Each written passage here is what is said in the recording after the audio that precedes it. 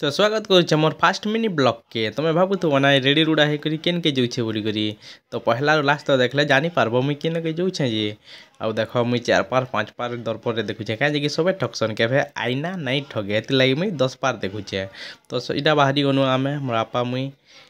पाटनागढ़ के आउ क्या कर चल ब्लॉग रे बनी कंटिन्यू जानी पार्ब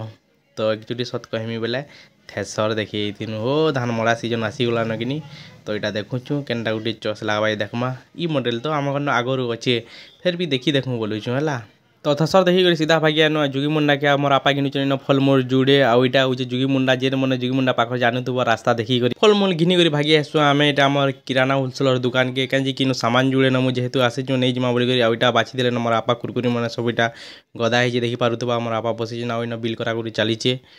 तो सामान पत्र धरिक भागी आसु आम खेत आम धान केन्ता है देखी देख है एक नंबर है वर्ष आमर धान आउ मोर आपा यहाँ देख काना कर देख यहाँ सब किरा मन को खेदुचन कहीं 7 गुड़िया 6 गुड़िया 10 गुड़िया 15 गुड़िया सब लगी जाइन पूरे आ सब धान मन को खे दूचन सब पोल हो जासी तो यहाँ देखिए इसन तो चलो केन्ता है धान टिके देखी देख आ कमेंट करब कहाँटा केन्ता है